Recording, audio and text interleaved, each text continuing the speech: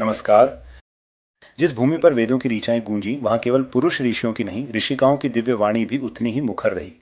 वे स्त्रियां ज्ञान, तप और ब्रह्म विद्या की साक्षात प्रतिमाएं, जिन्होंने ईश्वर को नहीं, अपने भीतर के सत्य को प्राप्त किया। लोपामुद्रा वह ऋषिका जिन्होंने ऋग्वेद के 179वें सूक्त की रचना की। वह अगस्त्य ऋषि की पत्नी थी, परंतु केवल गृहिणी नहीं, एक ब्रह्मज्ञानी साधिका भी थी।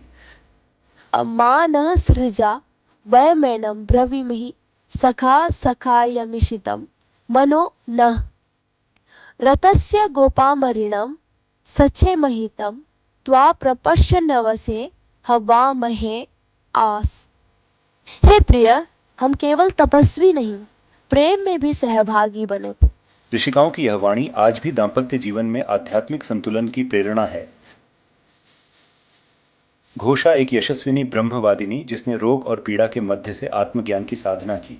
ऋग्वेद के 10वें मंडल के 39वें और 40वें सूक्त में उसकी हृदयस्पर्शी ऋचाएं हैं। इमा घोरा अप्ससः पुनर्नः शर्म यच्छत् रतस्य योनिं सप्रथ स्वस्तिनः पुनर्ददत्। हे देवताओं, मुझे रोगों से मुक्ति दो, मुझे पुनः जीवन दो। ये पुकार केवल शारीरिक नहीं, आत्मिक पुनर्जन्म की भी है। ये अपाला वह ऋषिका जो त्वचा रोग से पीड़ित थी, लेकिन उनकी तपस्या से स्वयं इंद्रदेव उनकी सेवा में आए। अपालां शयावरिमिन्द्रः पुनाति हस्त्यो यकृणोषि त्वमित्थ तस्य ते स्याम सूर्य वाय। हे इंद्र, तुम मुझे शुद्ध करो, मुझे ज्ञान की दीप्ति दो। यह तप की शक्ति है जो दिव्य लोकों को भी झुका देती है।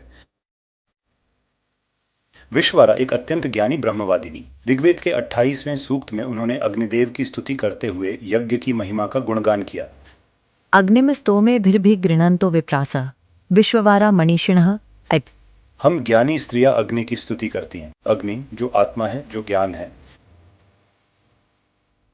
वाक देवी अर्थात वाणी की देवी। ऋग्वेद के वाक सूक्त की रचयिता वाक देवी स्वयं कहती हैं, मैं राष्ट्र हूं, मैं ब्रह्म हूं, मैं स्वयं में ही शक्ति हूं, मैं ब्रह्म की अभिव्यक्ति हूं। अहम राष्ट्रे संगमणि वसूना चिकितुषी प्रथमा यज्ञानाम तामा देवावदंत यद्भविष्यं भोजम तदहन्न आवृणि वसूनाम। नारी के आत्मबोध की अद्वितीय घोषणा जो वेदों में गूंजती है। ऋषिकाएं केवल स्त्रियां नहीं थीं, वे दीप थीं, ज्योति थीं, जो आज भी नारी की आत्मा को आलोकित करती हैं। वेदों में जब अग्नि जलती है तो उसमें लोपामुद्रा की आकांक्षा, अपाला का तप, घोषा की पुकार और वाक की शक्ति समाहित होती है। आभार, वेद, उपनिषद और भारतीय स्त्री परंपरा के सभी वैदिक स्रोत